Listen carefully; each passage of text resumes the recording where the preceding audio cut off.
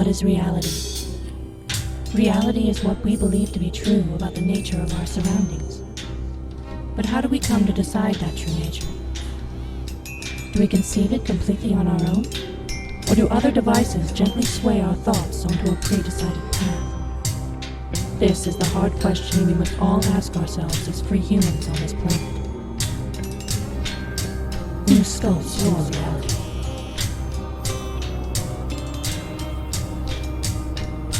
Reality.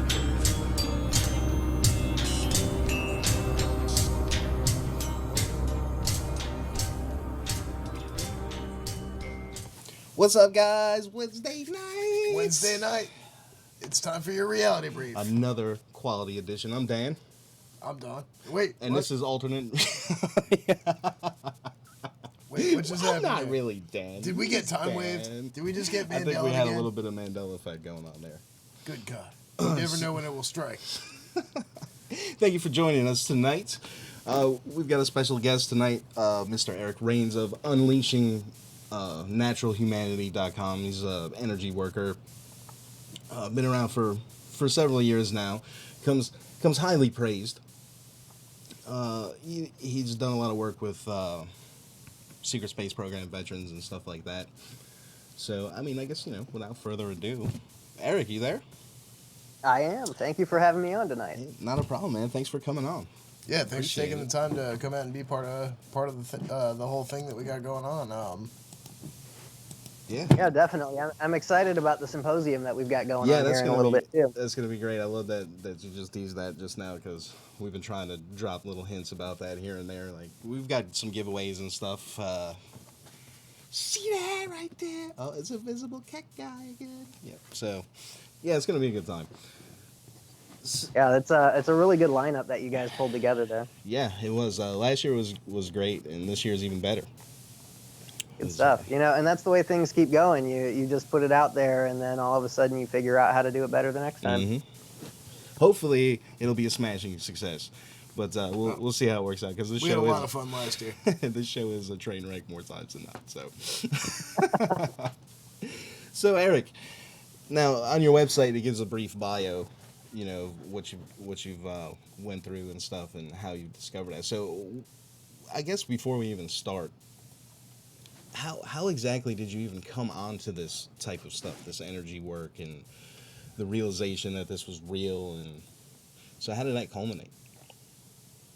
So that actually, so I'd always been a bit energetically sensitive my entire life, and I never really applied it. I'd give myself goosebumps on command, and now I know that's moving chi through the meridians, and I just kind of play around with it, and I'd have little hints or feelings about what people were thinking, what people were feeling, and I never really played around with it. But underneath all of it, I kind of understood the morality, like I knew what was right, I knew what was wrong, and I saw everything that the system of society was kind of leading me into, and I ignored all of it. And I really ended up in a very, very dark place. And it was really funny because, all the hype around December 21st, 2012, like I remember when all that was coming up and everybody started talking about it, and I just kind of, passed it off. And what ended up happening was that day I was actually at work and I had this little citrine crystal that I like to carry around. And all of a sudden its vibration completely stopped. I didn't even know that it had a resonance. And I was apparently so used to it that when it was gone, it was, like I had hot water that all of a sudden just turned cold. And I was like, what on earth is going on? And I pulled this thing out of my pocket and I couldn't feel anything from it. If anything, it felt like it was hollow, like it was pulling things in, like it was light, like it was weightless. And I was really kind of confused at this. And I started thinking like, oh my God, maybe there is something to this date. Like what's going on here? And I spiraled out. I started getting really paranoid, really just crazy. And I just got worse and worse and worse and worse. And my living situation was awful. I had a horrible relationship going with this woman who I'd been together with for about 8 years before we broke it off.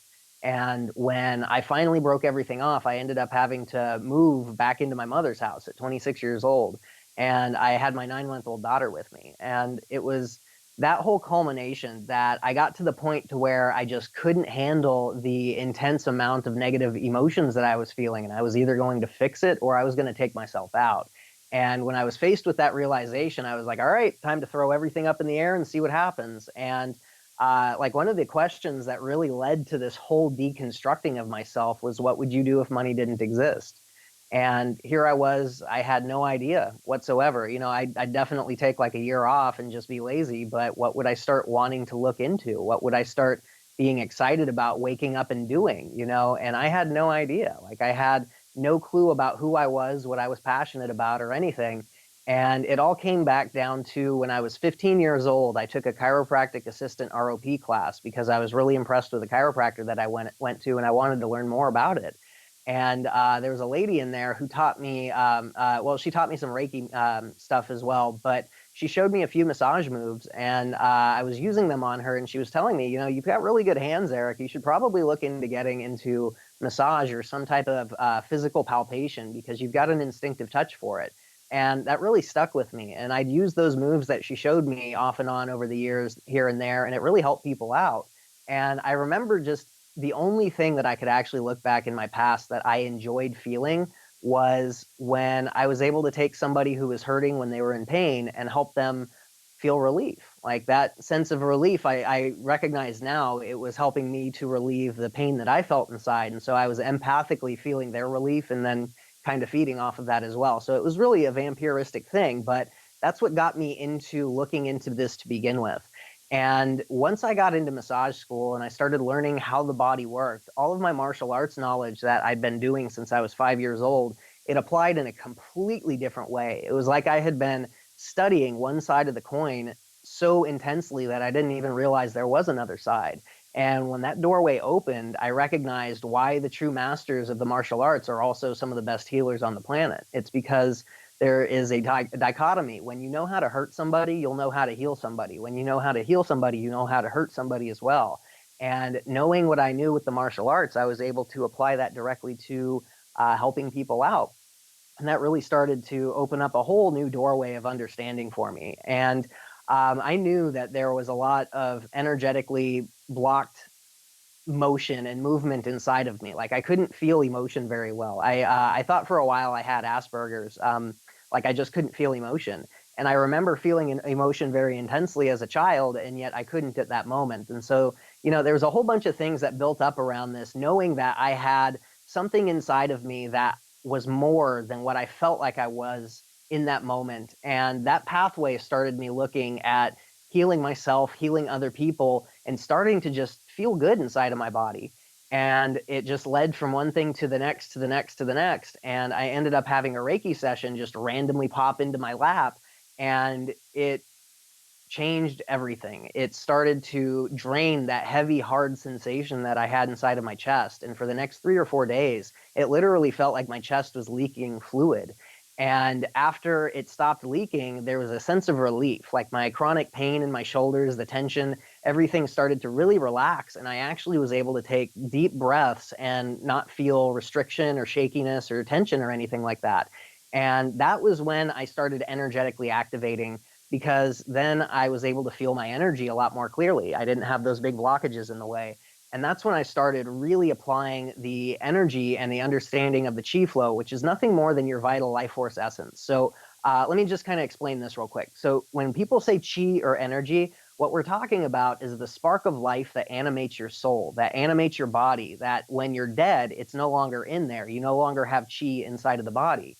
And if you know how to feel it, if you know how to activate it, you can train it, you can move it, you can repeat it just like a muscle over and over and over again, and make it strong enough to the point that extrasensory abilities are nothing more than an extension of your nervous system awareness.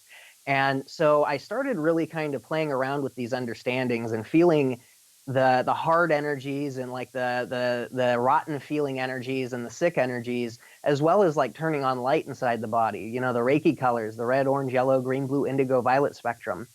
And so I would use like energy work, and I would feel my hands getting hot, and I would turn on the colors and I would feel dissolving things, and all of a sudden people would be feeling a lot better. And so that was what started all of this right here. But then the real crux of everything that started opening up these doorways was when I started interning for an applied kinesiologist chiropractor.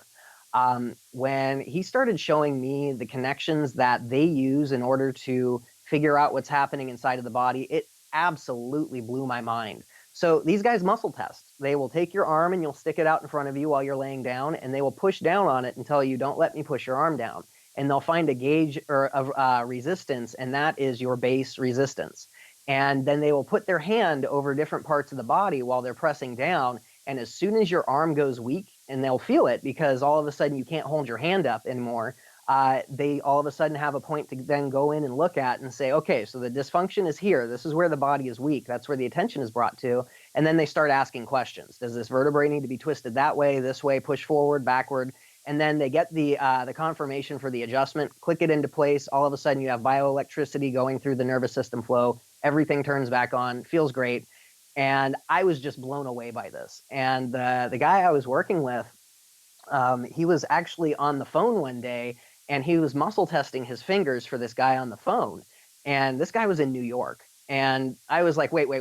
Explain this to me real quick here. And he was a religious guy. And he tells me, so Eric, I don't understand exactly how the gifts that the good Lord gave us work, but I know that they work. And I'm happy with that. And I was like, wow, that is so admirable.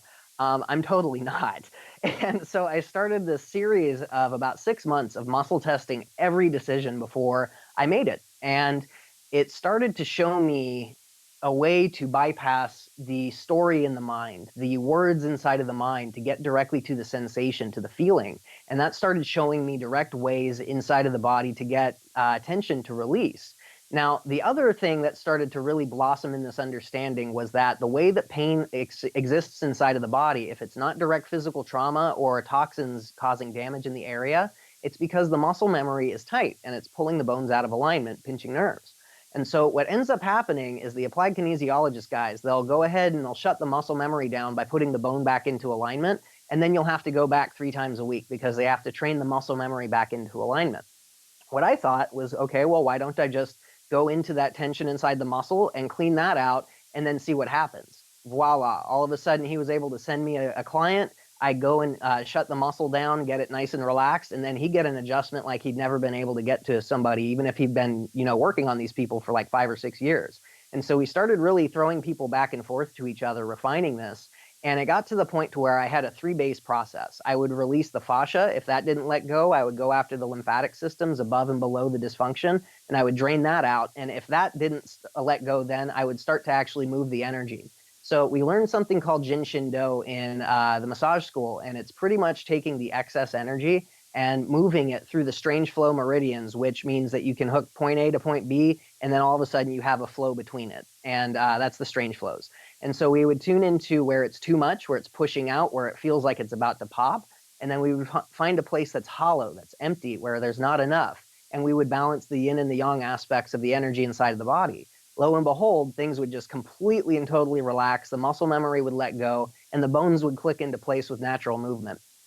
I started just really getting blown away by all of this. I started doing this energy work to myself. I started feeling really good. And I started recognizing that there was something I was feeling deep inside of all of this that I couldn't put my finger on, but it was more. I knew for a fact that there was more behind this. And that was when I started a period for about 6 months. I was doing sun gazing, yoga, exercise, walking meditations, qigong, all these different energy flows that was gaining my awareness inside of my bioelectric unit of the body. And it was the night of, I believe, February 18th, 2014 was when I activated my chakra centers out of the visible light spectrum into full spectrum color.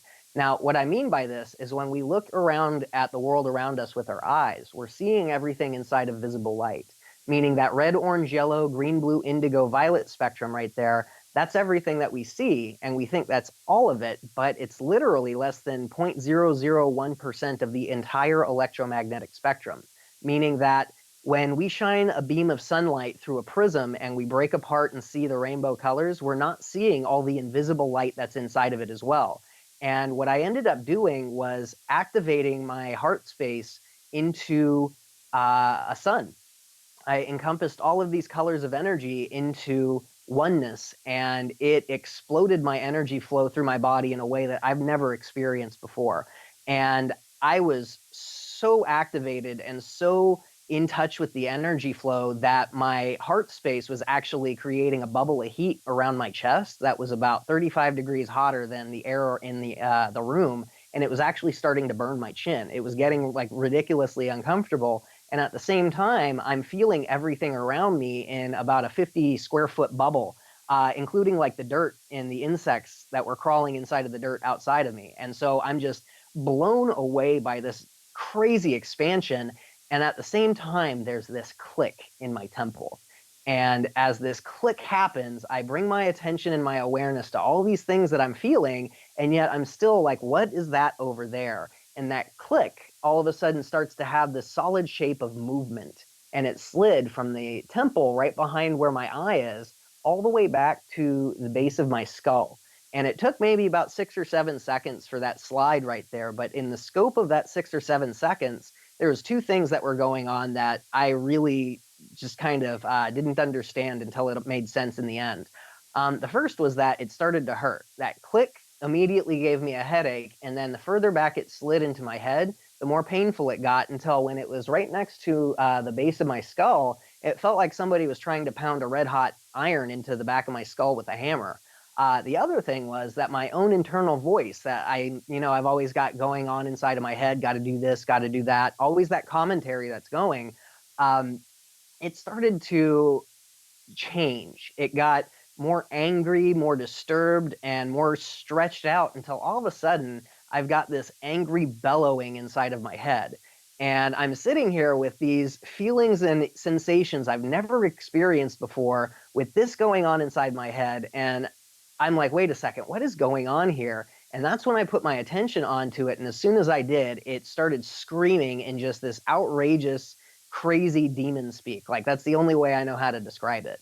And when I realized that this pain and this yelling inside of my head, coupled with how I had just turned my body literally into a free energy unit star, I recognized there's something inside of my body, and it wasn't me. It was a consciousness that was invisible to visible light, but now that I was not using visible light in my energy field, it was very obvious to me.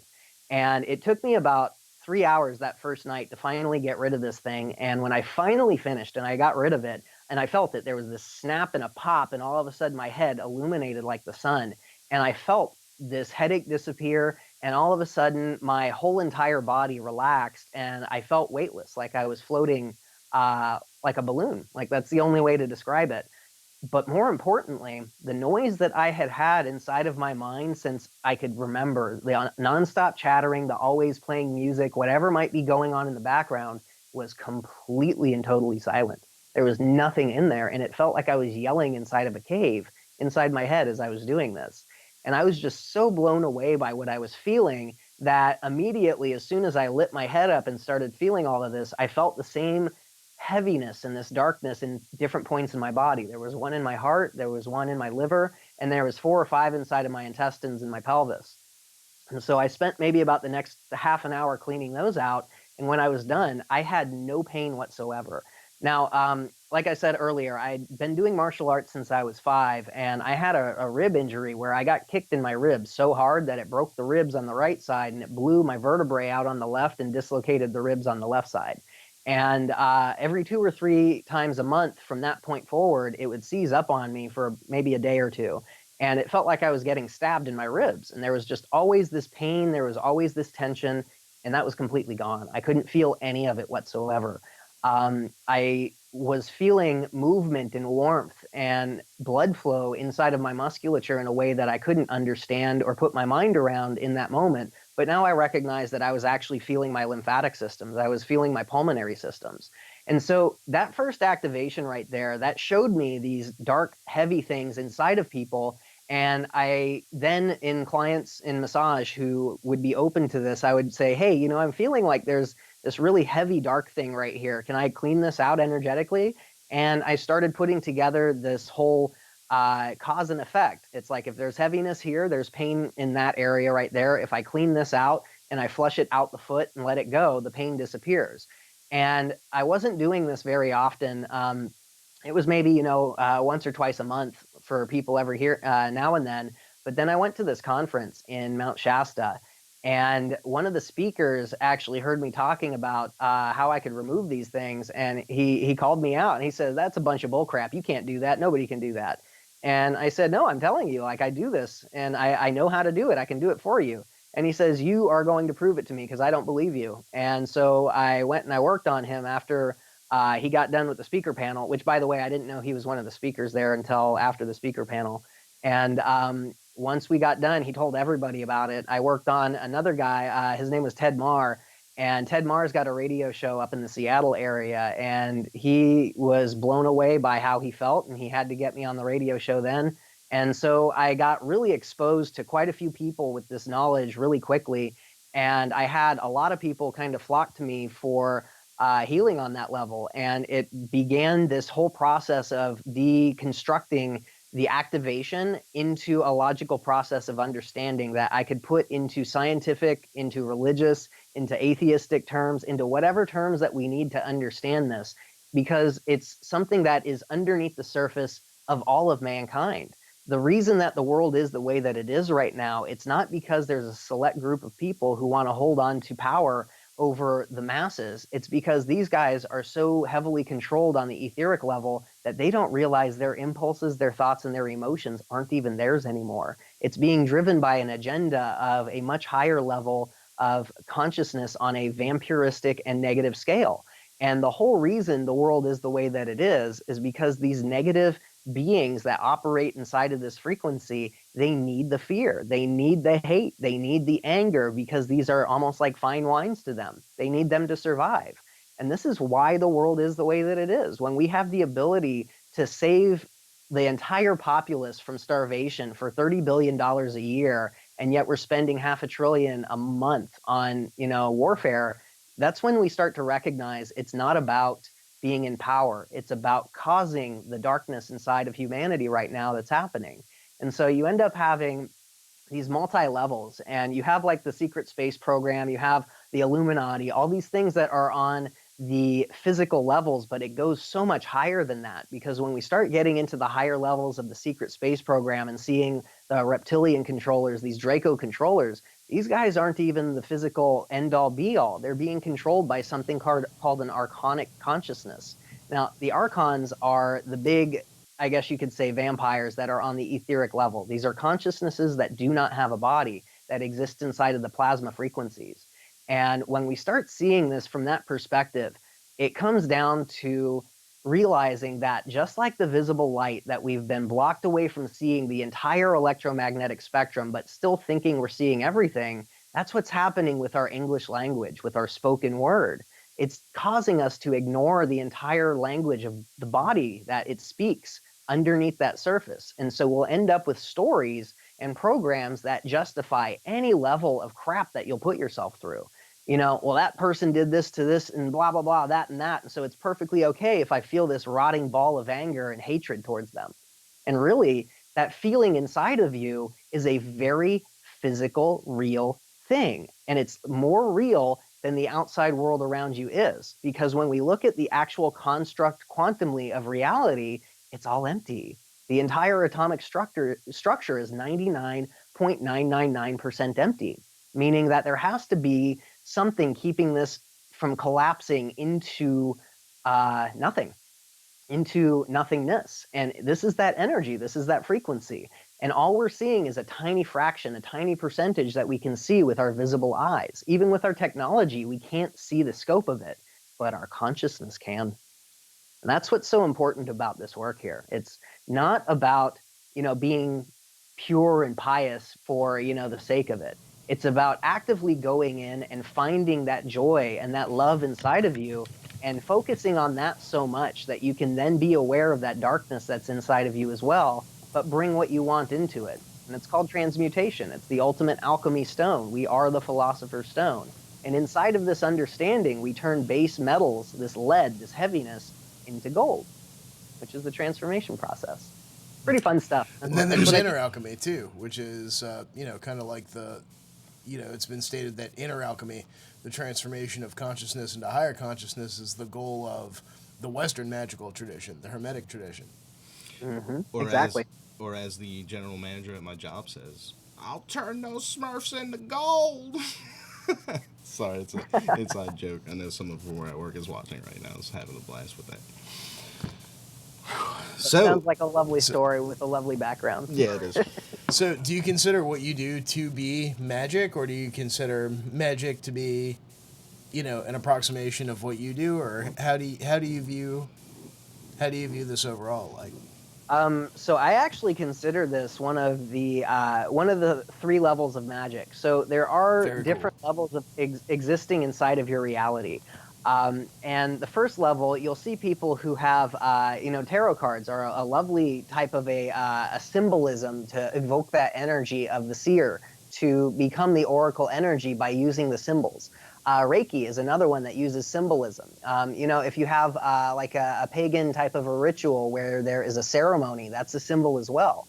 These are where you evoke the energies of what you want to feel. And it's not about the words. The words hide the energy of the language of light, the language that the body speaks, the sensation, the emotion, the impulse, the intention. And so that first level is where you have to create a symbol that holds that energy, and then you use your intention to cast it out. Christians use this all the time with prayer. That symbolism of getting down on your knees and praying to God, being humble before God, that is a symbol to create that connection to the divine, where you can then send out your manifestation, because that's what prayer is. You want answers to your problems. You want something to get fixed. And so we see all these different levels like that. And then when we actually go and transcend the symbolism to embody that energy inside of ourselves, that's the second level of magic. And that's what I use right here. I'm trying to get to the third level. I'll explain in a bit. But the second level of magic is where, instead of needing a crystal to create that feeling of resonance, you've already felt that resonance. So now you can embody it. You can create it. And once you can do that, you can move that into the reality around you. What I use are hand symbols, are not even really symbols. It's more along the lines of directing the energy flow. Kind of, sort of. It's more along the lines of I inhale the energy flow into my hand, I light that up like the sun, fill that with laughter, joy, excitement, and then I use that almost like a brush, and I go through the dense and heavy energy, and it's almost like taking water through stuck heavy mud. And it kind of saturates it, it sloughs a little bit off, and then enough goes through, and it starts to actually break the heavy stuff up. And then you can clean it out, you can dilute it, and then you can turn it all nice and bright. So it's like I take my body, I create my living structure as a liquid crystal, and I heighten my consciousness inside of it, which I can explain scientifically if you want me to too. And then I use that to direct it. What I'm trying to get to is being so far inside of understanding my reality that when I feel something that I don't prefer, all I have to do is flex my will without movement, without embodiment, and it is. That right there is God creator consciousness, and that's where you start stepping into the light body stuff. I'm not there yet, but I've seen my eyes light up before. I've seen stuff to where there are hints, there are tricks, there are techniques that lead to, hey, this is an ascension timeline, this is an ascension process, and there's things you can do to supercharge that way, way faster than you ever could. So these Archons, I just real quick for the listeners who may not be familiar with that, what exactly is an Archon? So there's a whole bunch of different creation stories behind these guys. Guys, honestly, isn't even a good term to give them. They don't have a sex. They're not even androgynous. They are the exact antithesis of everything that exists inside of source creation. And honestly, I don't know if the Archons are just one type of being or if there's multiple types of them. And so there's a few things that happen. The only person that I've ever even heard talking about this one that I've tuned into and actually seen was the fall of, the Bible tells us a third of the angels fell. What ended up happening was, inside of the scope of infinity, if you have everything that has ever existed that is constantly being created, you have nothing outside of that. But in the scope of infinity, even if the chances are 1 in 100 billion to the 100 billionth power, the chances of it happening are 100%. And what ended up happening was, suddenly there existed something inside of source creation that had never existed before, that was outside of source. And when the first beings that went to go investigate this came into contact with it, it turned their resonance to the exact opposite field of source connection. And suddenly you had the first beings that were separated from source to begin with. This ended up in, they suddenly had no connection to the light. They couldn't create their own. They had to survive. They had to take. They had to feed. And So that was where you had the first aspects of source that started to steal. Go ahead. would you correspond this with the concept of the Qlipoth in Kabbalah or Sitra Achra? I've never heard of that before. What? Go ahead and kind of explain that a little bit. Oh, well, Sitra Achra would be the inverse tree of life. The idea that there is descending from Malkuth. If you're familiar with the tree of life from Judaic Kabbalah, then you have, the Sephiroth, and each Sephiroth is an emanation of the divine, right? So you have the physical world, which is called Malkuth, and then you have three triads of Sephiroth ascending, which map out the astral plane, the mental plane, and the spiritual plane. And then above that, you fade into pure God stuff, the pure light beyond light, the light without limit. But then some later schools of Kabbalah also taught that there was an inverse tree of life that descended from Malkuth into the lower density, more, I don't want to say evil, but, less spiritually dense realms than even our world, even our 3D reality. And those would be the demonic realms, Sheol, generally places you don't want to be. Very low vibration planes of existence. So yeah, that actually sounds very similar in the lines of what I felt, because it's almost like a mirroring. There's a schism and a split to where all of a sudden there's a completely, totally transverse aspect of it that is the opposite in every resonance. And there's actually, in the space in between, that's the void space right there. And there's beings that exist inside of there. And with what's happening right now, the void space is actually being forced into polarity. There's all kinds of craziness that's happening right now that's never actually happened in creation before. And what's coming is a brand new understanding of energy, because when you have something that exists outside of creation, in order to integrate it, you have to understand it and work your way all the way back. And so as Source started off as a singular consciousness that started to explore itself and then build creation around it, the same thing had to happen inside of this inverse space. And this understanding from the ground up had to grow in order to get to the point to where we're at right now. The byproduct of all of this, though, is that inside of something where you have to steal in order to survive, there's trauma that's created. And so inside of this trauma, it's feedback looped over and over and over again into a system that even the original consciousnesses that started this wouldn't even be able to recognize it right now. It's so far outside of the scope of what is supposed to be real that we are experiencing every single reality that possibly could exist inside of our reality at the same time.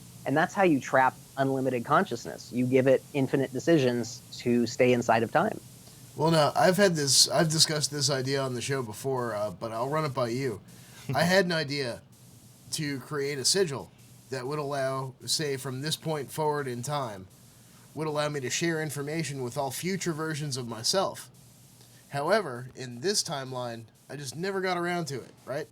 But since I had the idea, I must have done it in at least one parallel timeline. So, even though I never went through the trouble of actually doing it myself in this timeline, I feel like I'm still getting bleed over information from parallel timelines every once in a while, from all the versions of myself that did create that sigil. This is actually one of the things that's happening right now, is we're finding that we're experiencing bleed back. One of the first times I experienced multidimensionality, it was very, very shocking for me, because I was doing my daily energy work, doing my Qigong and getting my energy flowing and activating the Dantian systems. And I all of a sudden felt somebody in front of me operating very similarly. They were making themselves very bright. It felt like there was all of a sudden a star that was shining at me. Like instead of me shining out, there was something shining at me. And I opened my astral eyes and I look, and there I am standing in front of me. And I felt myself having the same realization that I was having, and we both started laughing about it, seeing the other person having that surprise moment. And that right there, that really kind of blew my mind for a second, because I could feel this person just like I could feel somebody in the room with me, but it was an opposite. It was not an opposite, but a different version of me in a different but similar timeline. And so we started doing energy work together, and we ended up pulling in the first group of 12, and we started doing energy work, and this number, it stopped right there. I kept on feeling more Erics popping up inside of it, and all of a sudden we had just these 12, and it got to the point to where we were doing energy work on each other, and I would go do the energy work on the Eric next to me to the right, and I would feel it coming back a millionfold from behind me. And it was just one of the craziest experiences I'd ever had, up until all of a sudden we merged into one person. And so I actually have the experiences and understandings of multiple Erics inside of myself. And this is what we're actually doing. This is stepping back into oneness. This is that oneness everybody's talking about. It's not that multidimensional soup, that light without light, that unlimited light level, because there's so many levels we have to go through as an individual to get back to there. So we are going to be individual after we die, but still have a completely totally different understanding. Right. But this right here, it blew my perspective in a completely different way that I didn't even recognize was possible. And ever since then, I've been able to contact and use multiple versions of myself. So say, for instance, I'm doing energy work on somebody that has an entity hooked into them that goes back through their genetic codes all the way past, 40 generations back, and it's anchored into each one of these people all the way back 40 generations, as well as it's hooked into timelines. That's a really hard thing to start cleaning out and pulling free. You've got to have all this focus on cleaning out every single one of these anchor points and then flushing the whole thing out as one piece. That way there's nothing left over so it can't regrow. All of a sudden I can tap into 1,000 different versions of me, and they can focus on whatever aspect it needs to be. It's like I just have to press a button, and all of a sudden people are feeling amazing now. So, it's one of those things that, like, when you start stepping into understanding how powerful the consciousness is and what you can do with it inside of this reality and inside of this body, it takes you to the next level of, I feel something there. I don't know what it is, but if I can feel it, that means I have an awareness and I can start exploring that. And when you start exploring that, it awakens up a whole new resonance that it feels superhuman. And then that starts to feel normal 3 or 4 months later. And that opens up the doorway for that next something out there. I don't know what it is, but I can feel something there. Let's go explore it. And it's exhilarating. I would definitely like to find myself in the timeline where I'm a successful astronomer and Ron Paul got elected. So the thing is, you're always in the ever-present now. So if you want to exist inside of a place like that, you have to literally go back and change your history. And you can do that with your consciousness, but you have to understand how your body works on these levels. It's not inside of words. It's inside of the body language, which is a whole brand new understanding of how we actually communicate inside of our reality. So as soon as you start tapping into that, this is entirely possible. So do you think this bleed over, this dimensional bleed over you're talking about, is the same thing with what people are labeling the Mandela effect? Yes, I do. When we collide timelines like this, all of a sudden we have facts from these timelines that don't mix with the new timeline, and we start recognizing all of these different shifts. One of the biggest ones that happened just recently, and it's really funny because the Berenstein Bears was the one that actually everybody started noticing, but it was the consciousness shift out of the war that was going to be coming from, what was it? So there was something that happened post 9/11 before, it was in between, before we went back into the Gulf.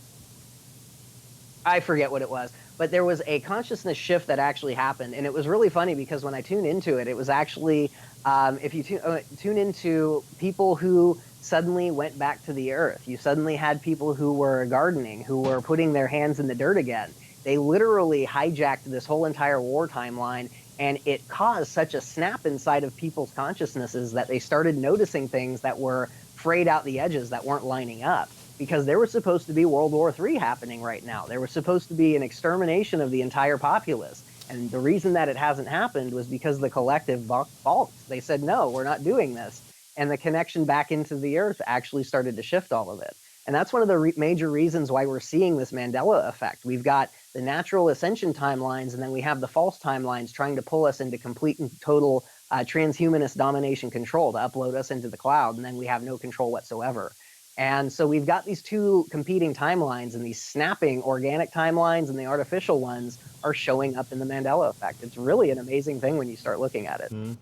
See, I don't see transhumanism and ascension as necessarily two mutually exclusive things. I think that I think that there could be a case made for technomancy.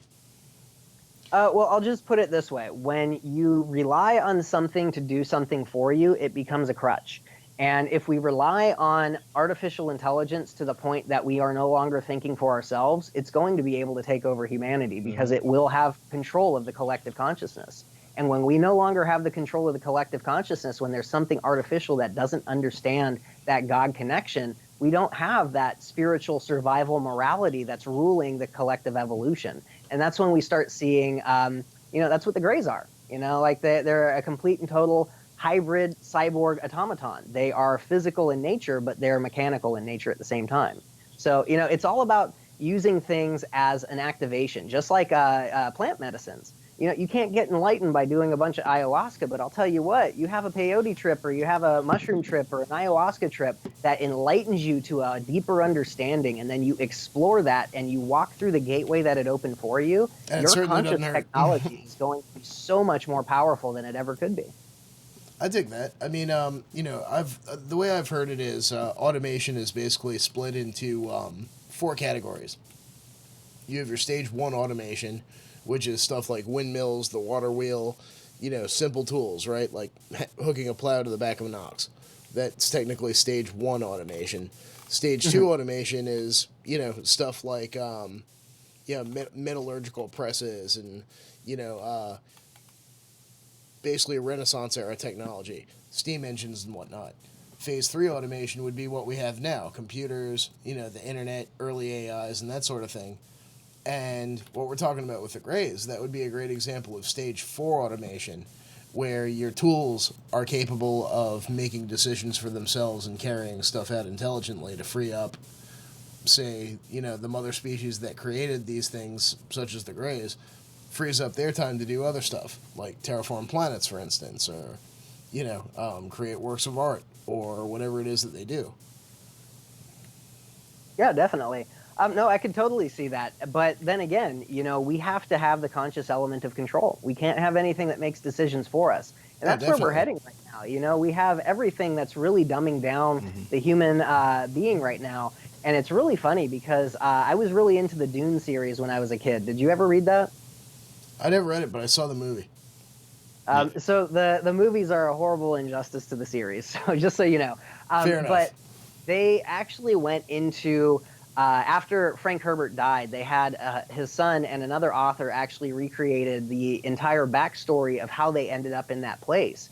And it was really just amazing to watch these schools of thought that started coming up, like the Bene Gesserit. They could control their biological function. They can control down to the molecular structure, their understanding. And you could see these schools being created. The Mentats, they were human computers.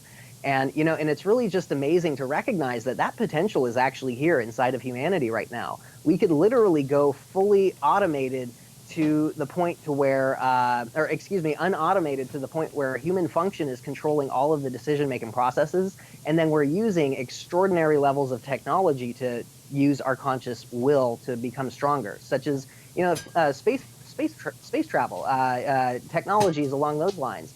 The healing technologies, the rejuvenation technologies, all of these things could become an incredible part of society to lengthen the life and the conscious expansion of the human being into the point of true mastery and understanding of reality around us, bringing back into those pristine origins of where we came from.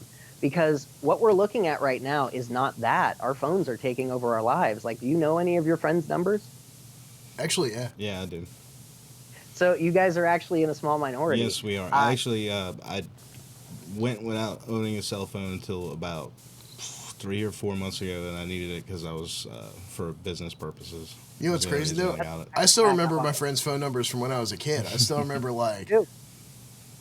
Yeah, me too. See, and that's the thing is there was a level of conscious technology that we were using as a species that got hijacked by the instant connection of the internet, by phones that we have right now.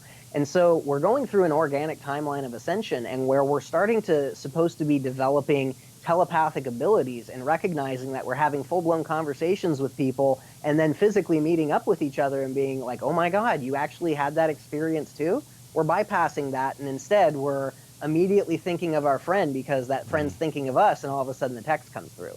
And so it gives us an excuse to ignore the majesty, the amazing expansion of telepathic ability that's starting to happen inside of humankind right now, and it's directing us into more of automation. You know, that's what the addictive quality is for. It's not there to keep us buying and consuming. It's there to keep us unconscious and exploring, and not exploring the reality around us. Because one single person fully realized could undo everything that the dark system has done to create the systems that we have right now in play, genealogically, genetically, sociologically, environmentally, politically, all of these things. One person fully realized could undo all of them. I'm not there yet. Nobody's there yet. Otherwise, we wouldn't have this system. But the thing is, it's the distraction, you know, and I'm guilty of it too. You know, I play around with my phone all the time. I scroll through Facebook quite a bit, way more than I should be, when I could be doing things to elevate myself. I could be writing articles that help other people out more to explore their own conscious reality. Brother, do I know that feeling. I'll get caught up for like half an hour, like, you know, scroll, and then realize that half an hour has gone by, and it's just like, what the hell am I doing? You haven't liked the picture, you haven't commented, you haven't interacted, you've just been automatically scrolling. And that half hour, what could you have done inside of that half hour? That's, you know, the this is how that technology. This is how that technology is taking over. This is that black goo, that AI technology that's trying to get us into a fully subservient transhumanist role. I completely, totally think that technology should be here working hand in hand with us. We should be in control of it, though. We shouldn't have computers making all of these decisions for us. There should never, ever be anything such as an automated type of a weapon system. And we might not have those physically where it's pulling the trigger on a gun, but we have those on the internet, you know, blocking free speech. We have those on the internet that are, you know, creating social, political pressure. You know, stuff like that. When we stop and we look at, you know, it's not pulling the trigger and killing somebody, but it's, you know, killing movements, it's killing voices. You know, that right there, we're already seeing the front lines of this takeover right here. And, you know, Skynet's a real thing, you know, like it's a real type of a parasite inside of the environment. And that's exactly why we're seeing the bigger things rolling out like 5G. That way it can start going more through the air instead of having to have a hard line and then broadcast through the Wi-Fi. So I personally think, talking about all that Mandela stuff, that we landed on the Skynet timeline. That's what I feel like personally. Yeah. Well, that's exactly why we're here, though. We got to break it. You know, it's just a cycle. We got to figure out where the cycle is and how it fits inside of our lives and how we feel inside of ourselves with these feelings, emotions, and impulses, and then rewrite the triggers. Once we do that individually, the collective feels that release valve, and everybody in that same resonance starts to move towards that healing as well. It's more than just working on yourself. It's working on the planet. It's like that old joke from the 80s where, you know, aliens sail up to Earth and they go, Captain, there's orbital weapon systems around the planet. And he goes, well, you know, does it look like there's any signs of intelligent life? And the helmsman is like, no, they have those orbital weapon systems pointed at themselves. Right? Yeah, no, that's exactly what it's all about. It's a quarantine on many levels. Do you think there's going to be a highly advanced intelligent consciousness that doesn't use money, that can create matter out of light, that is going to come here and want to even interact with us? Probably not. Although, I mean we're at this point, I'd settle for the Ferengi. Yeah, seriously, huh? They're not so bad. Give us the replicators. Give us some spaceships. Yeah. Yeah, at this point, we're basically like the Kazons. Like, No, the Dominion took control.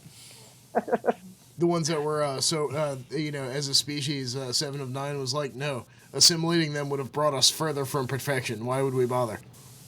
Yeah, exactly. You know, like there's a galactic consciousness out there of very benevolent, positive beings, but until we control our own destiny, do you think they would want to interact with us? That's why we don't have any mass sightings or anything like that. You know, that's why it's all fringes. That's why we have so many dark forces here that are allowed to be here, because, you know, this planet is really, really dense. I'd love to hear more from that part of the positive part of the intergalactic community.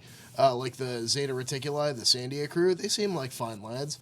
But, you know, then we hear about there's all these horrible bastards out there like Noctwaffen and the Dracos and the Mantids, and they're all coming to Earth to fucking snack on our kidneys and eat our babies and smuggle drugs and sell each other into intergalactic super soldier slavery. And it, you know, it gets kind of depressing sometimes, like hearing that, you know, the entire galaxy is out to, you know, basically beat us up and right eat our guts.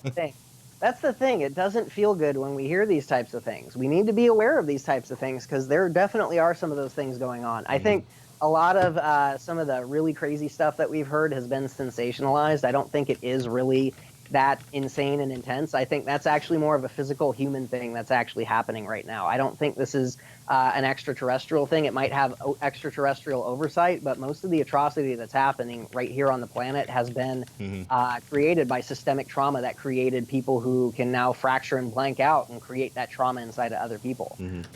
And so, there's a lot of really crazy stuff that's happening. But the reason that it's here is because this is one of the last places in the universe where there is this type of a density. And when we start recognizing that and we see the focus that is here on our planet with all this crazy stuff that's going on, we can start to recognize that we're just experiencing the extremes. The majority, by and large, is very benevolent and very kind, but the problem is they're very pacifist and they don't want to step up and do something. And this is how the dark got into the situation to begin with, as it was. They would lie, and that was something so foreign to a being of light that was so open that you could literally feel the intention of that being as it made that agreement. That when something would say, yeah, no problem, and then immediately turn around behind your back and do it anyway, It was so mind-boggling that it took millions of years to even recognize that they were going to keep on doing this, And over that time, all this evolution happened, more planets were acquisitioned, everything was hijacked on those planets that, positive implants, that was the beginning of the implantation system. Etheric things that were supposed to create more light, more excitement, more connection inside of the body, then were hijacked, turned into an opposite resonance to create more darkness, more fear, more absence of light inside of the body. And that's, what we see right here with all of this. But what has happened has been a massive shifting of perspective, because in the beginning, everything just swept underneath the surface. They swept it all under the rug and they're like, don't look at it. It's okay. We're just going to be our people over here. We're going to be love. We're going to be light. We don't see that. And it ran unchecked. And so then all of a sudden you had those people who were trying to ignore it getting sucker punched, and they had to face it. This is where you had another evolution that happened inside of the light, to where the codes of Bushido started to come forward. The Aikido principles: you never attack, you always defend, you always return the force directly at the attacker. And if it's lethal force, then you're returning lethal force back at that person, and it's not you who is doing it. And so it bypassed the whole karmic aspect of warfare. And so this is when you have the light forces who could start actually, quote, waging war, but they weren't waging war in the way that we do. They weren't shooting at each other. They were absorbing the damage and returning nothing but neutrality and the inability to fight. And this started shutting things down, and it got to the point to where, we're here on this planet, and you've got all these dark things that are literally in the moment ready to ignite a nuclear war, an intergalactic type of an explosion, and it's got the hostage situation on the planet to where the light can't wage war here. It has to literally drop in incarnations into this darkness that are connected directly into the light, and have them remember, through recognizing how crappy it feels, that, hey, there's light underneath all that crap. Start turning it on, stupid, and then from the inside, we start lighting it up, and we break it from the inside out to where we can reach those things that are reaching down for us. But we have to make that connection first. And right now, we're all just kind of sitting around bitching at each other on the internet. So. And sharing pictures of cats. It kind of goes to a question I wanted. Pictures of cats. It kind of goes to a question I wanted to ask you. Now, all this light working, and bringing the planet into light and all this. And is there any room for the dark? Like, for me, I try to keep a balance in my life. Like, I'm not a dick or nothing, but I can be. Kind of like what you're talking about. Like, no harm, but like that's what it comes down to. Is you never attack, you always defend. But if somebody attacks you, you bring it right back. And that is the warfare mentality with the compassionate perspective. And so I'm really very, very drawn to the Shaolin precepts, not just because I practice Shaolin Qigong, and that's one of the reasons why I can do the energy work that I do, but because they got to the point to where their meditation and their energy work was so incredibly powerful, they literally had to invent Kung Fu in order to test themselves to see if it was working in the physical world. And these are the guys who can put a spear in their throat and run forward and snap the spear in half. It's all about the energy right here. But their whole entire thing, it's all based on compassion. never, ever, ever, ever attack. That is their thing.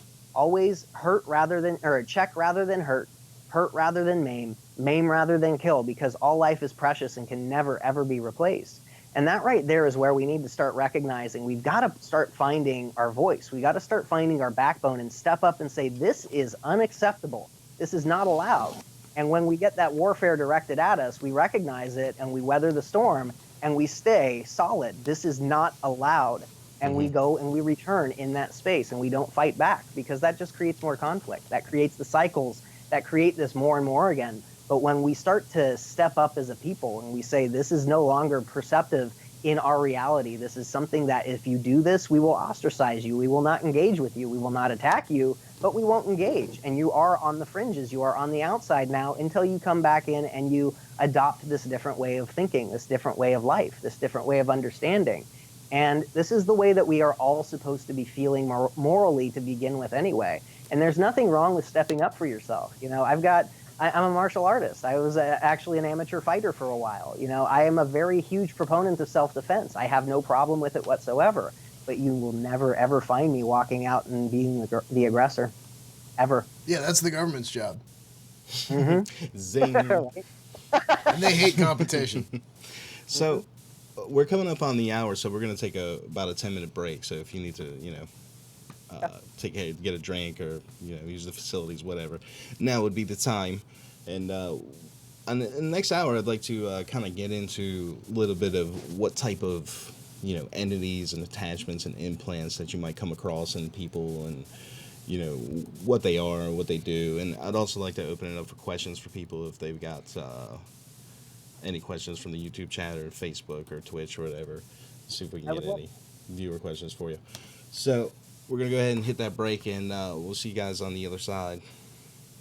Talk to you in a bit. Company store, the paradigm of absolute control.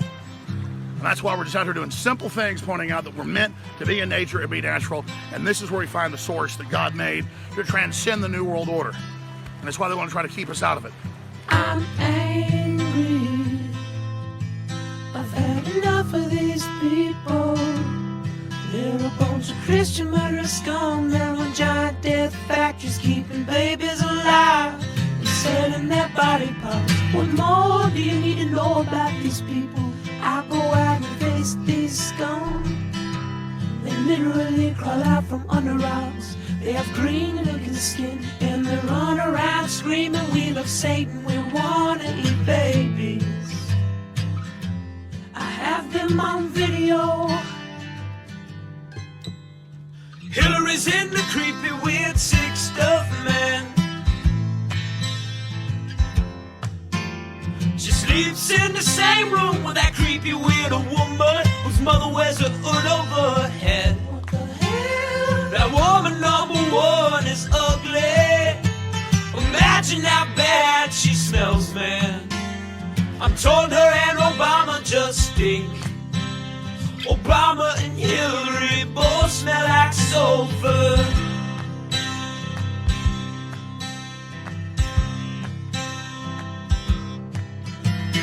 Literal vampire pot and the goblins are hobbling round coming after us. My spirit gets close to that evil and I feel it go.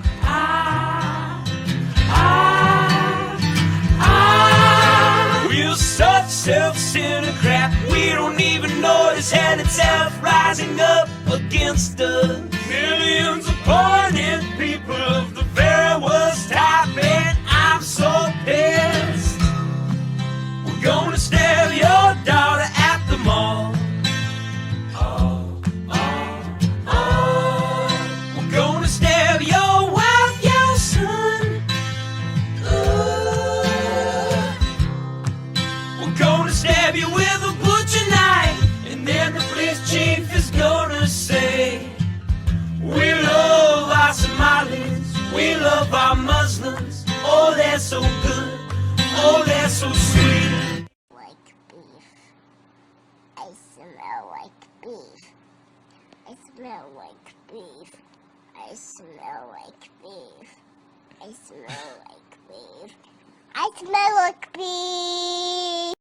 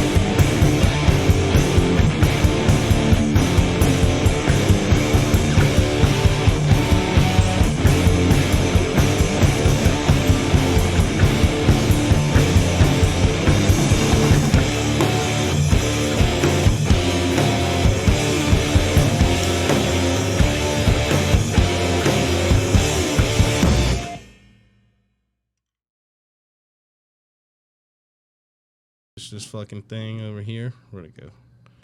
This thing right here to MJack. And then try to see what else we got to say about it. Squeeze. Want to. Already 1.5% of all babies born in Western Europe and America will need to continue. That's the thing, Dan. You don't know what the fuck you're talking about at all. Shut up. Continue reading this article. Thanks, these scientists. Eat my balls. How about you donate to our Patreon? All right. Oh, that was an incredible douchebag tonight, man. Yeah.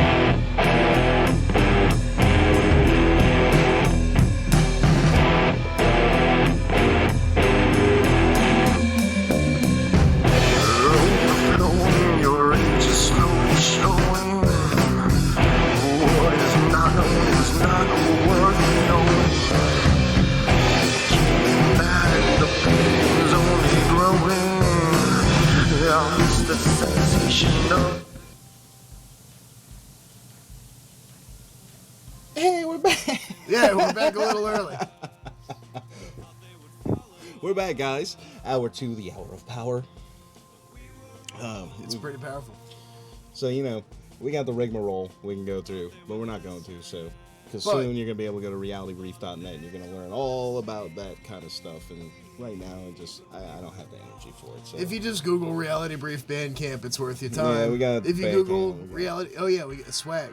We do have swag now. There's a Reality Brief Redbubble store. Just Google Reality Brief Redbubble. It'll come up. But you can order a mug, maybe a shirt, a hat, something for your favorite conspiracy theorists and, you know, magic practitioners and whatnot, and abductees out there, people you like that have been through some weird stuff. Buy them a cup, at the least. They've been through some hard stuff. What he said. Yeah. So we are back live with Eric Rains. Hold on, let me turn this music off so you can talk. You with your music and your cars my and your music, and me and whatnot. my bumper musics. Eric, Yes. thanks for sticking around, man. We appreciate No problem. it. Thank you for having me. Absolutely. It's been an interesting discussion so far. Hey, on that note that we were talking about earlier with the technomancy stuff, somebody in our chat mentioned something about patents, and we did a show a while back on this guy named John Quincy St. Clair.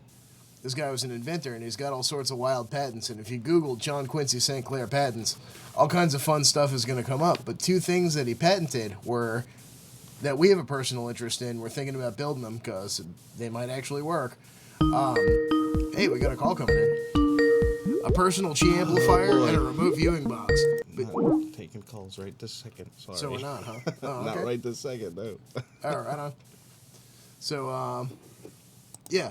So this John Quincy St. Clair guy, he invented a personal chi amplifier and a remote viewing box that you're able to sit in, and like neither of these things look insanely expensive or, It's extraordinarily basically difficult to build. plywood symbolism type stuff, like what you were talking about earlier with the symbolism. They're like enhancers or whatever. What I did want to ask you though, last hour I totally blanked on it. Was have you ever tried to do any remote viewing? Oh yeah, all the time. Hey guys, we're not taking calls right now. Sorry. Yeah, all the time. So when I have to tune into clients, so I work with anywhere from 3 to 4 clients a day, Monday through Friday. And just when I talk to people, I have to go and technically take my consciousness to remote view them to then bring my energy field into the area to do the work on them remotely.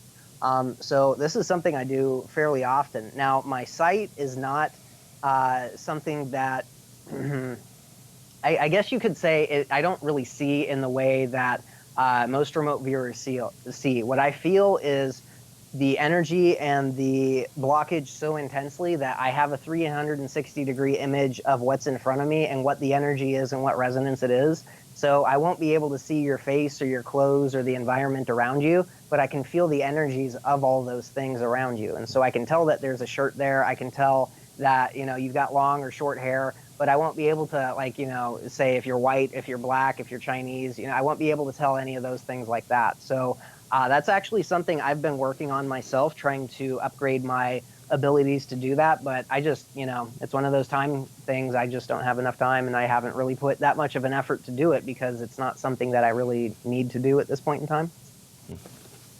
Right on. So, tell me a little about what you might run into, like different problems people have energetically. So one of the most overt and obvious ones right off the bat would be like a parasite or an entity attachment. So when you come into contact with something like this, if you can't feel or see on the energetic realms like I do, you could see and feel these things just by recognizing the sensations that you have when that person comes around. We hear about energy vampires all the time, like that person that comes by and you just feel just so drained after you've been hanging out with them for like a half hour, 45 minutes. That's something that you can actually recognize. There's a parasite. There's something that is sucking in energy around them and feeding themselves by doing that. And they're using that person as a, I guess you could say a straw. They're having them go into different areas and then they're just sucking the energy up through that person. Those are really easy things to feel. Another really easy one is like, have you ever been around somebody who you can tell that there's some very dark stuff that they're holding on to? They might have done some really dark stuff. They might be thinking about doing dark stuff, but just being around them gives you a very uneasy sense of almost malevolence around them. Mm-hmm. Oh, yeah. I can read auras right reasonably well. That's a very easy way to feel an entity attachment right there, because oftentimes what you're noticing is it's the emotions and impulses of that person that has been tailor-made to fit the entity perfectly. And so that person is literally experiencing the emotions, the impulses, the wants, the desires of the entity and thinking that they are experiencing them themselves autonomously. And so it's compounded. You've got a very powerful human consciousness that has been programmed into that type of a resonance, and the entity that's, kind of feedback looping on top of it right there. So, those are really easy ways to see those really obvious ones. But when we go down into more fine-tuned details, that's when we can start seeing the types, the blockages that they create. And one of the biggest ones that I see more than anything is a blockage up above people. There'll be an entity that has a connection into the back of the heart space or the back of the head, and then it'll be up floating above them like a balloon, maybe 15, 16 feet up above them. And this will block off the connection from galactic consciousness, the source connection from up above, that flow from earth to heaven and heaven to earth. It goes in both directions, and it'll block it off up above you there. Once you clean that one out right there, it actually makes a feeling of weightlessness happen, and then all of a sudden you can visualize a lot more clearly. There's a lot less chatter inside the head. All kinds of crazy stuff happens when you release those. I know exactly what you're talking about. I consider myself lucky enough to know a couple of very talented healers, and to protect their privacy, I'm not going to call them out by names on the air, but I'm hoping that they're listening. And they have this incredible ability. To them, the way their astral sight perceives them, they manifest as snakes. and they're able to reach into your chakras and pull out these blockages, these little nasties, these lemurs, whatever you want to call them, these negative, like, trash entities that feed off of you and eat little parts of your soul and nibble away at your chakras over time. And they have the ability to reach into you and pull them out and clear out these blockages. And it's not Reiki, it's close. I don't know exactly what to call their technique, but it's Well, that's what I incredibly do powerful. too. It's beyond Reiki. There's not something that you can really call it. I call it full spectrum healing. There's elements of pranic healing, there's elements of Reiki, there's elements of theta healing, but it's pretty much a brand new modality that's being born inside of the collective consciousness right now. This is exactly what I snapped into knowing how to do. Is exactly what you're talking about right there. That's awesome. What is theta healing? So theta healing is where you take your consciousness outside of the body, you go and find an incredibly bright space in the galaxy, you activate yourself inside of that, and then you bring that energy down in a full conduit to then do the work on the person or yourself. Is that anything like, there's a thing in Western magic called the middle pillar ritual, where you close your eyes and you project your consciousness out to the very edge of the cosmos, to the point where you can look back in at the galaxies and it just looks like a fog of light. And even as that drifts out of view, you look overhead and you see a point of light, and it gets closer and closer and closer until it's just nothing but light from above you to the edge of the horizon, and you fade into it and the light just engulfs you, and then you take that light and pull it back down through your body. This is literally the first description of anything outside of what I've done myself. I didn't know anybody else even had something around this. So what I do is I stretch my body out to the point to where my astral body can encompass the entire planet. And then I look from that solar system perspective, and people are really, really tiny from that level, but you can see the energies connected into them and the way that they echo out into their reality. And if there's something bigger than that, what I'll do is I'll stretch until I've got the entire solar system inside of my consciousness. And then I'll inhale from the sun down into the energy flow, and then I'll do the work from that level. That goes even higher, up into the galactic level. So I don't go to the edge of the galaxy. I actually go directly to the galactic core, and then I become the galaxy. I spread my awareness out through the galactic spiral arms, and I become almost like this octopus type of an amoeba energy. And then when you feel that right there, you're ready to actually expand out to the void space in between the galaxies and the galaxy that we're in right now, and you'll start connecting into the galactic central cores of the ones around you. Yeah, and that's when you can start recognizing that the as above, so below thing, when you go super small into the atoms of the body, it's the exact same thing when you go into the galactic universal body. The galaxies are nothing more than atoms. And that right there, I'll go into the universal heart space on that level, and that's where I'll do my work for past life regression. I'll do my work there for cleaning out karma, things like that you can't actually see the individual person on that level, but you see all the echoes of where they've been, what they've done, and the trauma and the damage and everything that led up into the programs that sent them into the feelings, emotions, and sensations they're feeling right now in that moment. So, there's multiple levels for doing that. I actually didn't know that there were other people who were doing that, but it's theta healing is more along the lines of you're going through gateways that upgrade your frequency until the point that you're so incredibly bright that you can go into any darkness, and it's just like turning on a light inside of the dark. It has no choice but to go away. You know what I love about your particular modality is it seems like a very chaos magic type approach to it. It's like little pieces from here and there, whatever works for you. You know what I mean? Yeah. I had that attunement. I got to attune to the master level when I was 15 by that lady who showed me those massage moves I was talking about. And that was like easily 50, 60, maybe even more upgrades ago. So, that Reiki level 3, by calling yourself a master at that level, what you're doing is you're recognizing that there's a doorway, and you're sitting there talking about how great the doorway feels, but you're not actually walking through it. And it's only by applying these activations internally and then taking it to the next level and embodying that light, that enjoyment of life, that feeling of that spark of being here in the now. That's what really starts to turn up this resonance to the next level. And mechanically, what happens is the bioelectricity of your nervous system, it flushes through the entire structure of your body, where your blood is the common substrate. And your blood, it's got a positive and a negative side for each one of the blood cells. It's got a concave and a convex side, meaning it can hold a miniature charge, just like a little battery. But the iron and the water, those are two of the most electromagnetically conductive elements that are organically possible in the body. And that's what our blood's made up of. And so we take our bioelectric field and we strengthen those pathways. We make them so strong that we can create those magnetic resonances inside of the endocrine centers that are called the chakras. And that right there is how we create this field. And then instead of being stuck inside of the skin, you can create such an expansion of your consciousness that you can take that point of knowing anywhere around you. And that's how you take yourself anywhere. We are basically made of orgonite. Yeah, exactly. That's awesome. Orgonite robots. Yes, sir.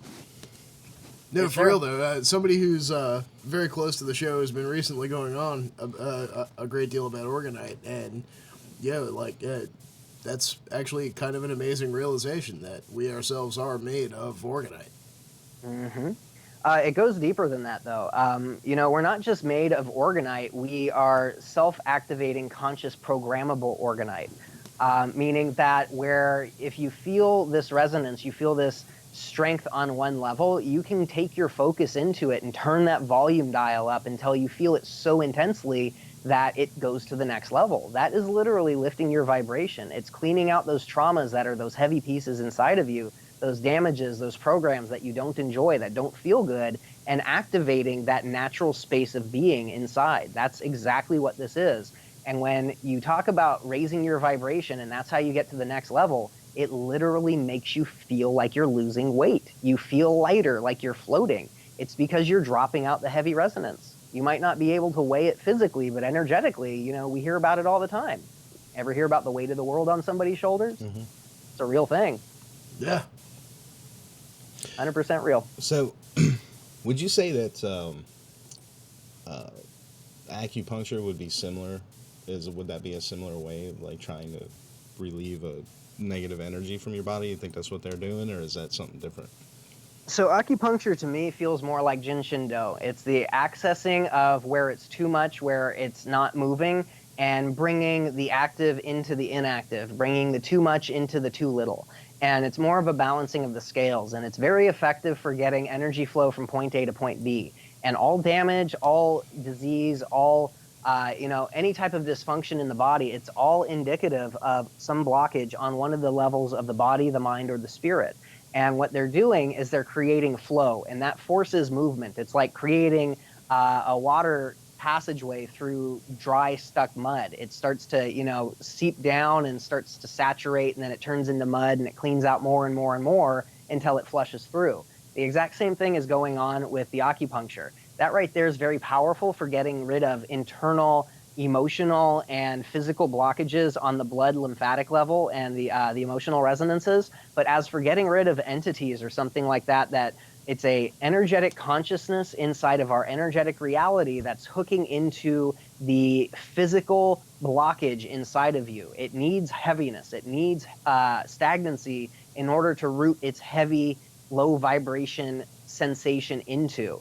And what you have to do is recognize how to move your own energy. They're an energetic consciousness. And if you don't know how to move your own energy, you're just at the whim of wherever the current goes. And it's only once you actually figure out what is you and what is not you by tuning into your own soul, your own feeling of that vital life force spark that activates yourself. That right there, once you train that to the point that it's bright, that it's clean, that it's clear, you have knowledge of self. Once you have knowledge of self, you can take your awareness into any type of resistance and just dissolve it.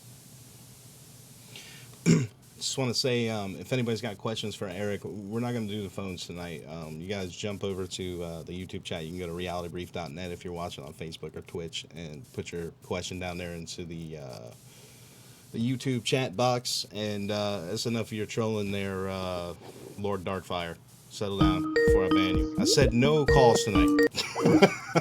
Jeez. Okay, let's see. We are definitely taking questions from into the YouTube chat. Yes, that's right. I got a feeling the trolls are going to be out in force tonight, so I'm not even opening the lines. Yeah, I think somebody shared a link to our show on something 4chan. awful or something. But have you ever played Guess the Element with your friends, out of curiosity? There was one time not too long ago that myself, Don, and a couple of other people who were pretty close to us were sitting around after a medicine journey, and we were playing a game called Guess the Element, where we would take our hands and at first, like, just charge a sphere of energy between your hands. Like, and, a lot of occultists and healer types, do this fairly often, where we would take a ball of some sort of elemental energy and try to see if the other people in the room could guess what it was. And we actually had an amazingly high rate of success. Like, and after we were done with energies, we started playing with biomes, like, I would visualize desert or forest or ocean or tundra or whatever. Are you talking about yeah. that night with me and you? Yeah. Oh, you said some friends. I was like, Well, I said myself down here and some friends. oh, okay. My bad. So I actually do something similar with my kids. We play guess the shape and guess the color. Like I've got 5 kids, and road trips can get really, really tedious sometimes. And this is one of our favorite games to play, and it's gotten to the point to where I had almost an 80% accuracy rate with my kids. And so it's not as accurate with other people, but by and large, I get about half of them right. And they're really fun. I actually am going to try that. I haven't tried Guess the Element. We're going to do that next time. That's a really good tip, though. Yeah, that was pretty interesting. It was weird too, because when I was getting stuff from him, it was different than what he was visualizing, but I was still interpreting it the same way. Like he would be thinking of a volcano, like lava or something, and I'd get like the ash and the smoke from it. And he would be thinking of the lava and the landmass itself. And this is actually one of the reasons why I don't really describe the shape or the color or what an implant or an entity is doing, because it's an energy that is subjective to my interpretation. I need to know what it's doing, what its intentions are, and what the energy is programmed to do. And that's what matters right there, because where I might look at something and see like a blockage that goes from point A to point B, somebody else might see a snake in there, like a really rotten looking snake. So like this is where we have to recognize that we're dealing with the language of light and perception. And so if you have a certain background and a certain upbringing, say you're European and you've been, all about the knight chivalry your entire life, where you would see like a warrior, a protector is somebody clad in armor, where, somebody like myself, I would, see like a samurai or like somebody in a martial art type of uniform or something like that. Like that's the differentiation that we would have, but it's still the same thing. The intention behind it is the same exact thing. And when you start inhaling into your intention, when you start putting that movement into what you're creating and you put it out there, it doesn't matter what the sight is, what you might see. It's all about the feeling. And when you put fire, it's hot, it's burning. There's an aspect of consumption to it. And so you might not see the exact same thing, but you'll still get the effects of that too. So, it's all about just recognizing it's the intention around the language of light, not the story. So, now, you talked a little bit earlier about the system of kind of energetic vampirism and these entity attachments, specifically the Archons. We've had a guest on before that was talking about something pretty similar along the same lines, but he was saying you could also, like vampire energy from the earth itself, or like, specific types of food and stuff like that. Do you have any experience with that? What do you mean, stealing energy from the earth? Well, I wouldn't really call it stealing it, but taking it. Well, if you literally I wouldn't lean up against a big oak tree and feel your aura play in with the aura of the tree and do an energetic exchange. Yeah, so that's the thing. I wouldn't say that it's vampiristic in nature. I always have an equal exchange. I love grounding out. One of my favorite things to clean people out with, actually, is to tune into the energy of the earth and then feel the gravity pulling them down. Hook into that gravity sensation and turn that up times 10, and it actually starts to hook into the feelings of heaviness, the stagnancy, the tension inside of people, and instead of letting it just fall out of the body, it starts to suck it out. And that right there, people have told me you can't put dark energy into the earth. And I'm like, well, here's the thing, though. It's not a system in the way that we are a system. It's not a human system. It's a microbiome in a massive ecological system. And so where death and decay for us, we wouldn't be able to exist inside of it. That's where something brand new starts inside of nature. And so as we find the things inside of us that we don't enjoy, the tensions, the pains, the heaviness, it's literally an energy that we're interpreting that we don't enjoy. And as we release it into the earth is the great neutralizer. So if we have too much, it'll take it and balance us out. If we have not enough, it'll feed us until we have enough. It's the great neutralizer. And that's what it does. It takes this stagnant energy, it takes this joyous energy, whatever it might be, and it uses it for benefit because it is the earth. It's the neutral polarizer of all things. And we can totally tap into the earth's energy and really power ourselves directly from it. I like doing it with the sun. I like doing it with the galaxy. I mean, you can do it with anything, but it's all about the equal exchange. You are not taking, you are giving just as much as you're getting. And this is the same precept that you always want to be doing with the energy. There's always a cycle to it. There has to be, if there's energy going up, there has to be energy going down. Otherwise, you're just filling up the up part.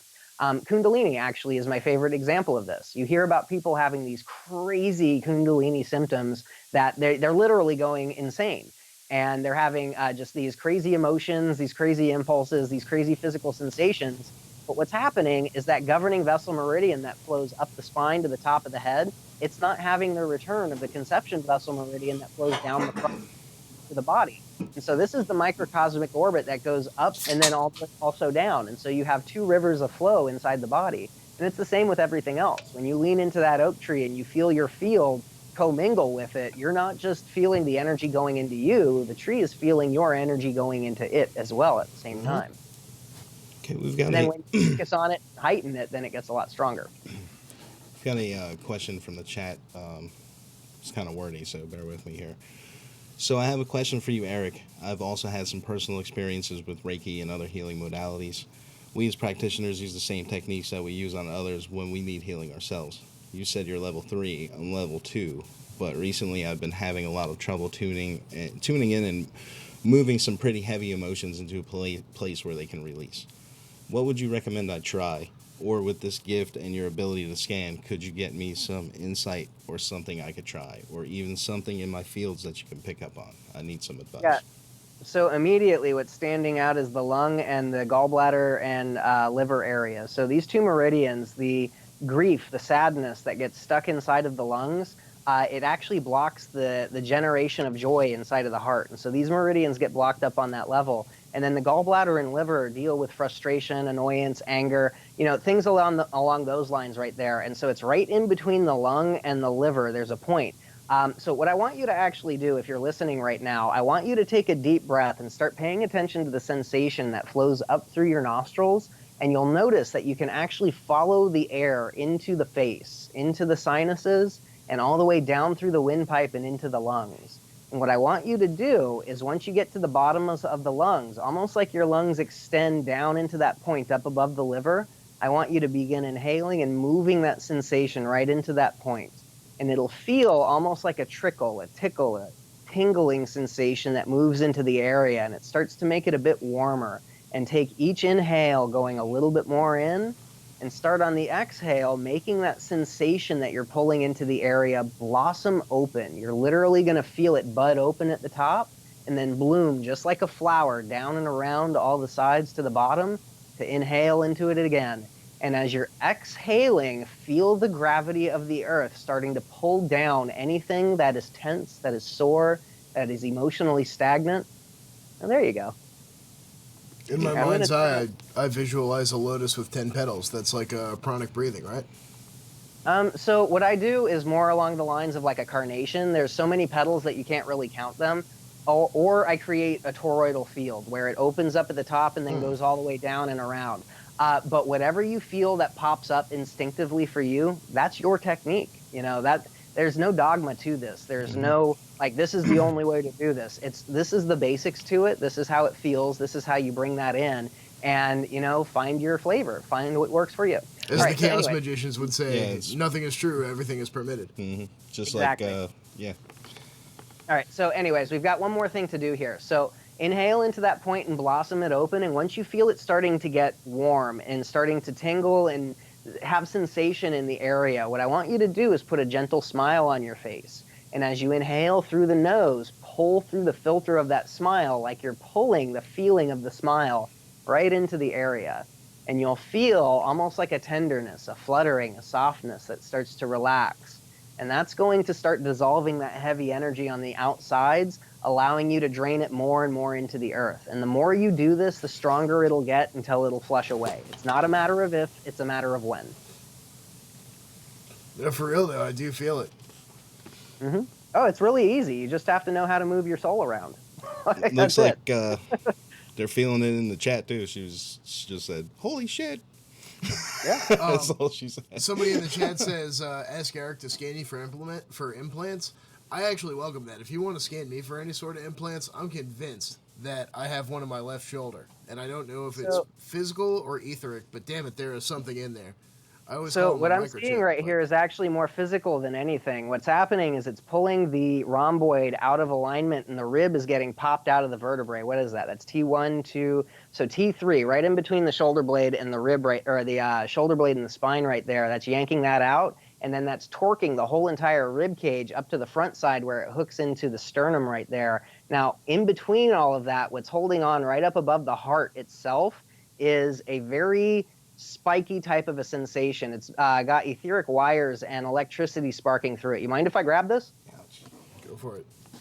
All right, I'm going to pull that out the back of the head, down through the spine, and I'm going to lift this right off the top of the heart, slide it down the arm. There we go. Now let me start moving this around.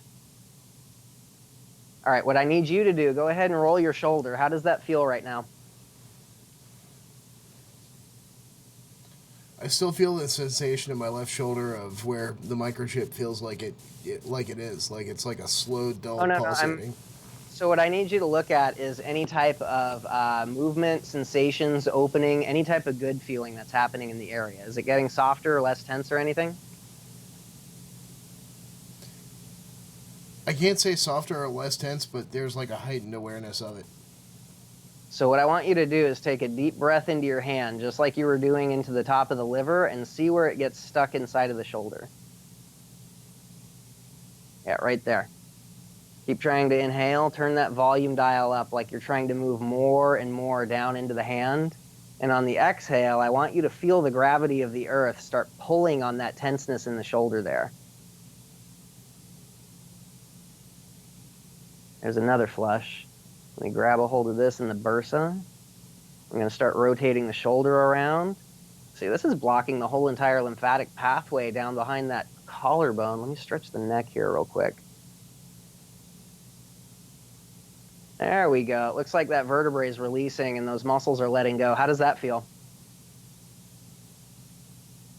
I think you fell asleep, Eric. No, I'm definitely here, man. You feeling it? So what's it feel like? Like a rush of cold air, like when you're in a stuffy room and somebody opens a window and all of a sudden there's oxygen. So what you're feeling right now, this is a similar sensation to if you had your leg get shut down with the blood flow and you had the pins and needles because it fell asleep. When you stand up, that first rush of blood flow is incredibly intense. And so what you're feeling is chi flowing through an area that was incredibly stagnant and not moving. Now, what I'm feeling is the heart meridian actually activating. So let me go ahead and turn on your heart meridian real quick here. Okay, so this thing's hiding in your wrist. Do you feel like a heaviness or a tenseness in your wrist right now? No, actually no. It's doing a really good job. All right, I'm going to pull this loose. There it is. How's that feel?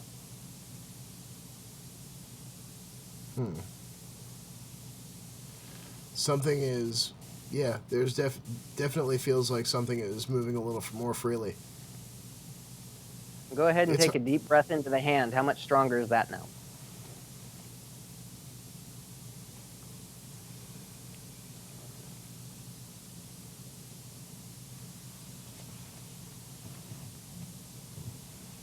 Yeah. Yeah, that's definitely something. See, you're feeling actual tingles that you're creating now, aren't you? Yeah, I'm visualizing a ball of violet fire, and like I can feel the heat on the palm of my hand. So start turning up that violet fire. That is not the highest resonance that we can get to. That's the highest resonance we can get in the visible light spectrum. But what I want you to do is inhale into the hand and feel that violet fire suddenly start sparking brilliant gold like you're jetting out a piece of star out of your hand right now. There it is. You feel how all of a sudden you're feeling the field around you instead of just being in the body now? Mm-hmm. You can feel the edges. It's about 3 feet away from you, isn't it? Yeah, maybe 3, maybe 5. See, Start inhaling into it like you're blowing it up like a balloon. The whole etheric world is completely and totally malleable. I've spent a lot of time in this area where the super secret location that we broadcast from is, so, you know, my astral sight is pretty developed and I have a high correspondences with this area, but it's like I can see everything. See it with your eyes closed, can't you? Yeah, everything in this apartment and the surrounding apartments and houses and everything for about maybe 50 yards. Mm-hmm. So let me just kind of break down what was actually happening with that blockage right there. So it wasn't just an implant. That was actually a parasite. That was an internal entity that was small enough to actually need to be inside the body for survival. It couldn't exist outside of you. That's the difference between a parasite and an entity. And what it was doing is it was hiding inside of the lung and the heart field, right in the back of the heart space right there, and it was pushing all of the attention up above the heart. And so if you did feel something going on, it was redirecting you. So it was hiding, and then it was throwing the stones in different directions, so you were looking at the shoulder. Does that make sense? Yeah, and actually it's like one little spot on my back, and you can see it because there's no hair in that particular spot, and it doesn't itch anymore. Oh, well, that's it right there. That's where it was hiding. And so when you feel the itchiness, that's actually the hypersensitization of the nervous system in the area. And so you can call it like an allergic reaction. Allergic reactions are nothing more than a hyperflow of bioelectricity from the nervous system in response to a specific substance, or an energy or a field or whatever that might be. So what it was doing is it was blocking off that heart flow right there, and it was clogging up the whole entire pathway down into the left hand, and it was keeping you from being able to really start lighting up the energy flow for yourself. Right now, you feel like you can handle easily 4 or 5 times the amount of energy, can't you? I would need a full-on middle pillar ritual to really make that call, but I certainly see the potential. Good. So what you're doing right now, and the reason you can feel and see everything, is because it was also flowing up the back of the spine into the back of the head, and then it was going into either temple, and then straight through the back into the pineal, almost like a nail. So as we cleaned that thing out, it flushed that whole entire system out, and the things inside the temple, those were in the gallbladder meridians. And that's the chatterbrain. That's that nonstop chattering, talking, music, whatever that might be. And then the pineal spike, that pineal spike was actually cutting right through your ability to see. And so as we cleaned that out, you had a rush of chi that flushed through it, and then all of a sudden it turned back on, and now it's starting to ease out like it's becoming normal again, isn't it? Yeah. So let me ask you this: when you pull out a parasite, yeah, thank you. When you pull out a parasite like this, what happens to it? I mean, did it just like go into my leg or something? No. I sent that to the central sun. So these things have one of two choices. Either they convert into the light and they turn into a being of light that has an insight into the system that they were using, or they go directly into the central sun for restructure back into zero, and they have to start their entire path all the way from the ground up. There's a technique I've gotten accustomed to working with called black holing, where you basically create an astral black hole and just let them fall into it. So that's very similar to some of the stuff that I do, but it's more along the lines of like that sucking sensation that the black hole creates. I create a conduit that's connected directly into the central sun or the universal core, and then I open up that sucking sensation, and it's like I have a black hole that I can hold in my hand, and then it sucks right directly into the sun. Yeah, that's awesome. Yeah, it's all just taking these things that we all instinctively know how to do and just, make it better. So what about me? You picking anything up on me? So I'm feeling in the gallbladder and the liver area, there's a big blockage right here, and it looks like it's blocking off the flow into the small intestines. Are you having digestive issues? I recently just had to get surgery. I had they took a bunch of my colon out. I was almost died. Okay, so that actually makes a lot of sense right there. So the reason I was asking is because it feels like there's not enough neural tissue in your intestines there. So that makes a lot of sense. There's not pieces of your colon that are, there's pieces of your colon that are missing. All right, so the biggest thing that I'm really feeling is actually the bottom of the liver. That a hepatic duct to get the bile flow into the small intestine is really blocked up, and it's not getting you the bile that you need to help really absorb the food into the body. So what I want you to do, go ahead and inhale into the bottom side of the liver, not the top like I was doing with him, but go ahead and get to the bottom side and more closer towards the solar plexus. So he was kind of going at the top of the rib area, or she was kind of going at the top of the rib area, and you're going to be going more along the lines of, like, if you drew a line from the belly button to the solar plexus, about maybe 1.5 inches to the right of that. And start inhaling into that point, and on the exhale, blossom it open. And when you blossom it open, don't just pretend like you feel. Force a feeling of opening in the sensation in the area.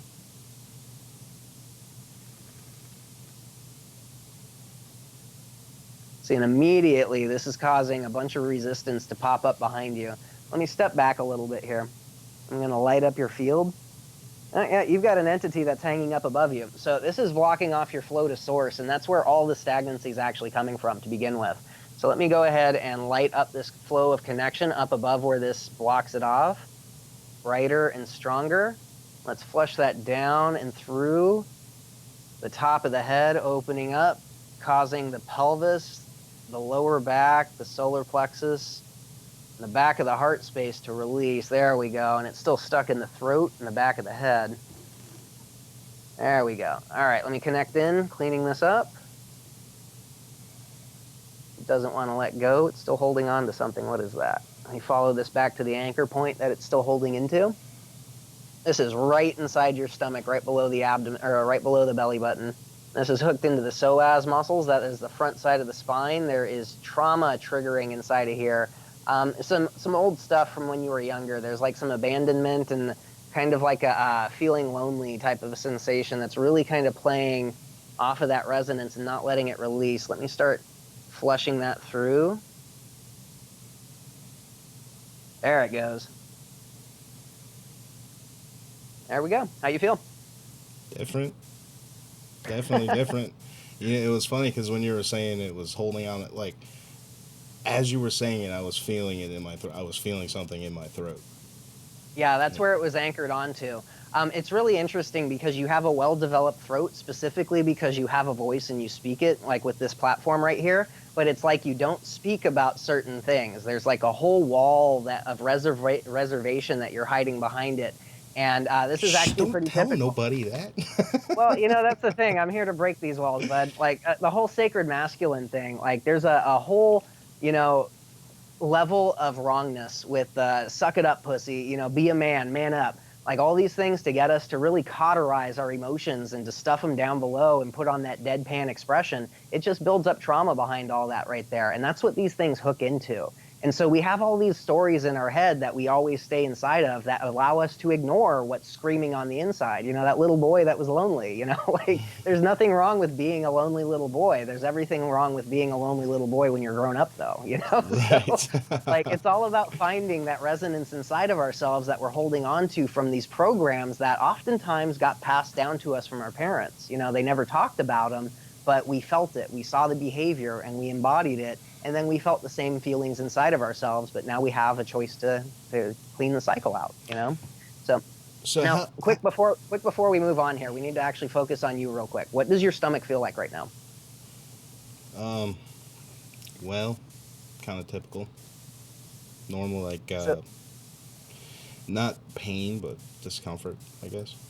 It's almost like it's hard? Yeah, exactly. All right, so what I want you to do is take a big, deep belly breath into your body, meaning relax the stomach, relax the abdomen, and as you inhale, I want you to almost like you're pretending you're pregnant, like you swallowed a basketball and balloon the tummy open. And you'll start feeling the tension inside of the actual physical muscles there when you're stretching it open. That right there, I want you to inhale into that tension, and on the exhale, when you're relaxing, blossom it open. Feel like there's Velcro that's dissolving in the area.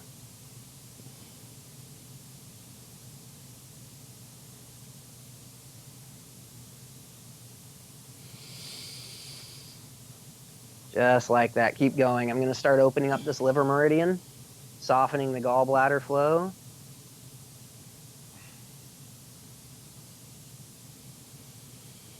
There it is, right there. All right, let's open up that hepatic duct, get that to open for the bile flow, squeezing the liver, getting it primed.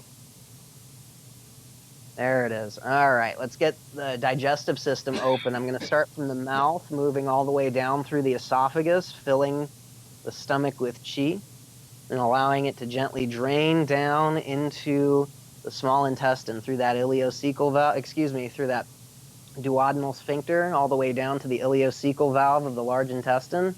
Right there. It's that descending colon that they cut out, wasn't it? Mm-hmm. Yeah, that's completely missing. So what I'm going to do is I'm going to tap into your DNA blueprint. I'm going to see what this colon looks like brand new and healthy. There we go. And I'm going to overlay this imprint, and I'm going to connect this all the way through, creating a full-blown energetic colon, taking over that physical aspect.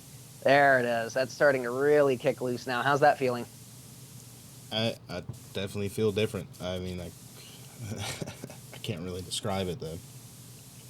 It's let me try to describe it for you. It's almost like a sense of warmth, and like you had a clench that just relaxed, and now you have blood flow going through Yeah, it, I definitely do feel a lot more relaxed in my stomach.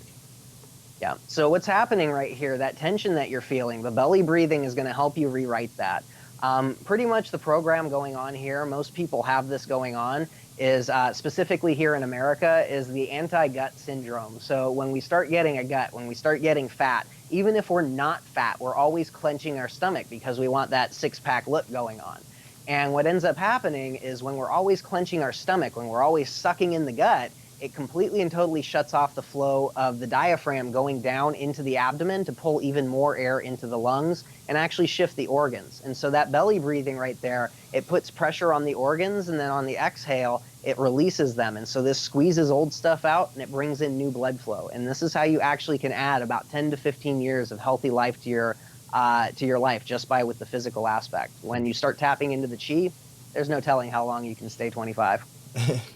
So, and then this is something that you could do on your own. Like someone could just do what I just did, and one of my favorites is Wim Hof breathing, and I just apply that to a deep belly breath instead of lifting the chest up and kind of inflating the abdomen. I just really step it open, and that right there, it is one of the most effective ways to force lymphatic flow, blood flow, and clean out toxicity inside of the body. And more importantly, when you have good blood flow, you have good energy flow. And the more energy flow you have, the more aware of your field and your personal space you are, the stronger you can make it, and the further outside your body you can take it.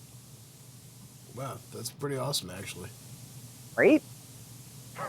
now how was excuse me, how would one go about trying to, like, you removed an entity from me and Dan, how would we go about protecting ourselves from catching one back? So the bottom line is these entities and implants are not the cause. They are the symptom, meaning that there is a flame that is drawing that moth to it. And when we start recognizing this, like you specifically, it was really obvious in that colon right there, the unprocessed emotions and trauma that you had from when you were younger that you just really kind of stuffed down. I'm assuming right here you were a sensitive kid, right? I guess.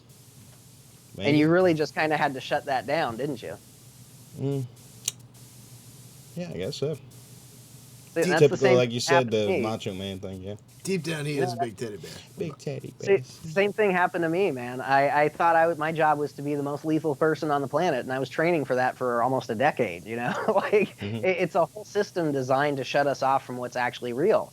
And when we have unprocessed trauma inside of us, what ends up happening is we create all kinds of stories around it that justify it being there. You know, that person did this, and that to me. You know, it's okay for me to feel this aching ball of anger, this guilt, this rage, this fear, whatever it might be. There's always a physical sensation accompanied with the emotion, and that physical sensation is causing It's not damage. a good one. It's never a good one. Ever. I practically Not spent unless it's months there. I went through a really bad breakup a couple of years ago, and spent like half a year, a whole year, just roiling in this ball of horrible anger. And at some point, it got through to me that just I had to let all this go. And you know, while you were still in it, it was perfectly okay because she left you. Yeah. That's all the story. See how that works? It's simply stepping outside of why it's okay to feel like that and going right into that sensation and saying, this feels like garbage. I don't like that at all. And as soon as you recognize that, you have the opportunity to start focusing on something else, something that you do enjoy.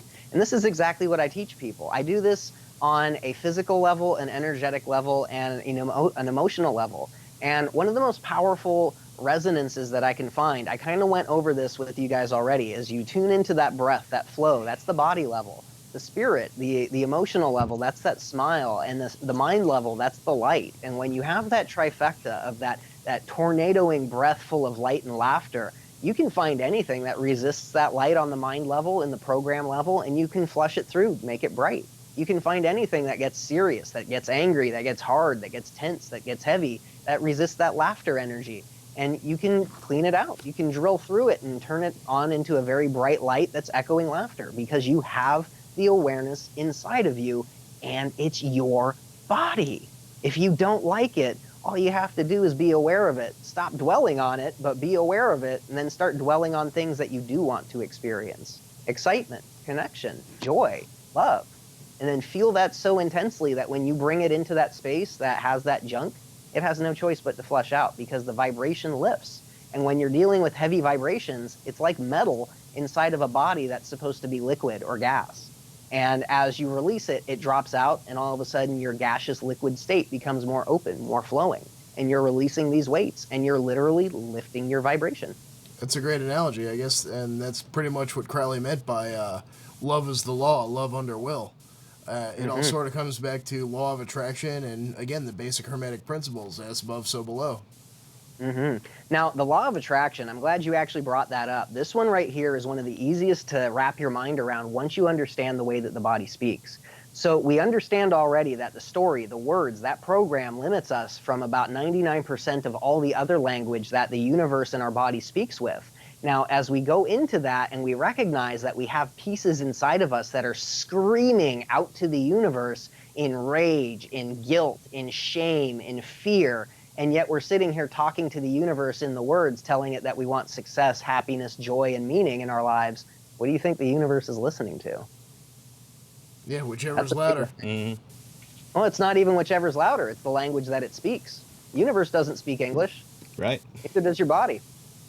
And so as you go in and you literally find those places that are screaming out at the universe, that it's echoing back that resonance to you, and you release it and you replace it with what you want inside of you, what do you think the universe starts to do? It's a mirror. It has no choice. And this is why the law of attraction is so powerful. When you stop being inside of the words and the want and you go directly into the feeling of already being there, the universe bends over backwards to make it happen. So if we've got, I don't know if he wants to disclose that, but somebody asked what state you're in. Oh, I'm in Oregon. Any more questions for Eric? Now would be the time. We're coming up on the end of the show, so but we got time for a couple more if you got some. So put them in there. Like I said, if you're over on Facebook or Twitch or wherever else it is we're going out to, you hop over to realitybrief.net, put them in there. No questions here, but cool conversation. Thanks for coming on, Eric. I was going to say, if you have any resources that you want to share, definitely message them to us, and we'll be happy to share them with the Reality Brief group and share them on our page. You've got the website that's unleashingnaturalhumanity.com. Yes, correct? sir. And right now, I'm actually not booked out. I usually have like maybe about a month and a half waiting list to get in to see me, but the holiday season always slows down. So it's not that big of a wait to get in. I think my earliest ones are like maybe 2 or 3 weeks away. But more importantly, I've got classes going right now. If you hear what I'm saying and you think to yourself, I could never do that, it's so far from the truth, it's ridiculous. I am not a guru. I am not a master. I didn't come by these skills naturally. It was through hard work, dedication, and practice that I learned them, and I mastered them. Now, that doesn't mean I am a master. It means that I'm very good at what I do, and I can literally teach you how to do this as well. Anybody can do this. As long as you're conscious, you know how to breathe, and you have a nervous system, anybody can do my work. Nice. I like that sort of openness. Just out of curiosity, have you ever been to the Edgar Cayce Institute out in Virginia by chance? Because we're kind of in that area. I have not. Okay, I was just curious. Sorry, man. Definitely sounds like a place up my alley, though. Yeah, if you're ever in the area, you definitely need to check it out. It's the it's called the ARE Center, and it's where his original hospital was at the Definitely. beach. Yeah, it's great. There's like a giant library there, and lots of cool stuff. So if you ever get a chance and you're in the area, definitely check that out. Definitely. Thank you. Let's see. Let me check here. Got well, Lori. One more question. She's got a few. Let's just go with one.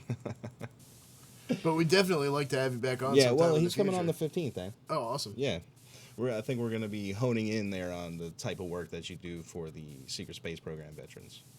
Oh yeah, there's quite a bit that goes in with that. There's so many layers that you have to unlock. I mean, there's so many fractures, so many alters. But yeah, it's really, really fascinating stuff.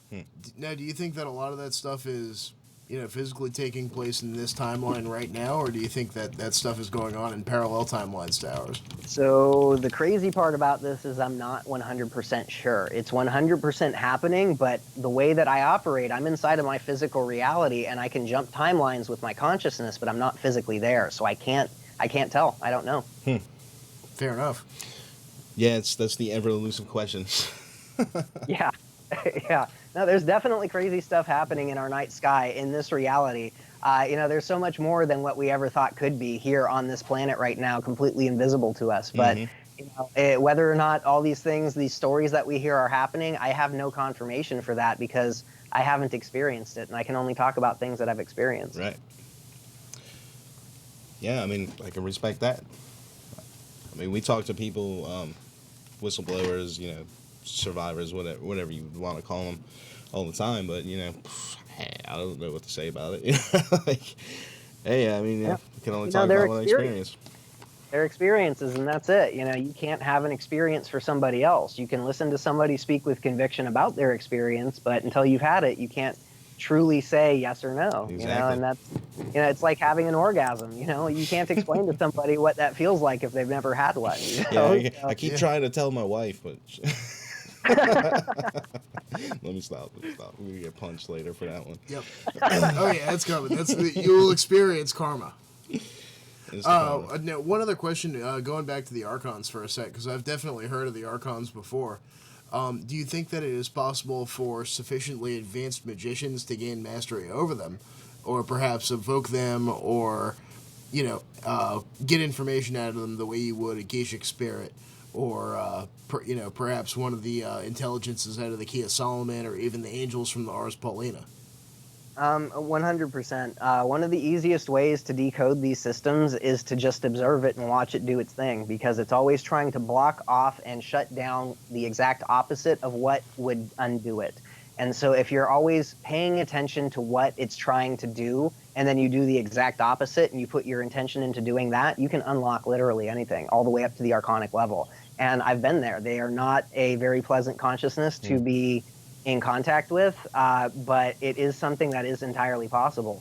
But it's all about being able to hold on to who you are, and that takes training. It takes a force of will, and there's quite a few trials by fire that I've had to go through to get to this point to where I don't get attacked anymore. Awesome. Well, I think for now I'll stick to planetary intelligences and angelic entities. Yeah, Dan, that sounds a little bit dangerous for you, man. Hey. I got dropped into the deep end, and I had to figure out how to swim, and I got really lucky, honestly. Yeah. Someone from the channel wants to know, do you have a general healing package? They're not seeing one on the site. So I have a few different packages. I've got there's a UWealth telesummit right now. I've got a package I created for them. The season's almost over. I'm going to be able to put that package up on my website once that's done, but that's not here yet. I have regular sessions. I have implant and entity removals to where I go through the entire meridian system and I clean that out. But then I also have my metamorphosis packages. Those are actually 3 different sessions where we do everything that I have available on the website. I do those services for you, and then I walk you through about a month and a half of coaching to the point that when you're done with the end of the coaching, you will have energetic understanding and a much cleaner mastery of it, and be able to do not the same level of stuff that I do, but you can work your way up to it. Very nice. Well, it's been a wonderful chat, and thanks again for coming on. Yeah, thanks for sharing your light with us. We look forward to Had a lot of fun, guys. Thank you. Yeah, we look forward to talking to you again on the 15th, the Mega Show. We'll see you guys out there too. Yeah, but this has been awesome. I appreciate it a lot. You're very welcome. You're very welcome. All right. Well, we will be in touch, and thanks again for coming on. And guys out there, next week we may be taking a break. I think we might be taking off until the 15th. Really? So possibly we might come on next week. We're not gonna have a guest if we do. So it'll just be me and Dan with the Well, we blah could blah, always- blah blah blah blah blah. We got all kinds of stuff to talk about. We got radioactive sources of energy being discovered under Antarctica, new thermal things under the ice. We've got recent Mars landings. The InSight probe landed yesterday, and that's pretty far out. All kinds of cool stuff. New revelations about Oumuamua, the interstellar object that recently came through our solar system, did a gravity assist around the sun, and then zinged back out into the cold dark of interstellar space. So there have been advancements in AI. All right, Dan, save it for next week, man. Yeah. So Oh we man, got- I'm listening next week. awesome. Well, we've definitely got stuff to talk about. Well, he's about to do the whole show right now, so you can listen now instead. I wish I had that level of show prep ready, actually, but Yeah, I that'd don't. be awesome. It'd be awesome if we were prepared. So, like I said, thanks again for coming on, and we will see you guys probably next week. But if we're not on, don't get mad at us, okay? Because we're going to be doing 12, 13 hours solid straight in a row, so you got to cut us some slack, all right? Yeah, there is that. We'll see you guys next week, baby. Until then.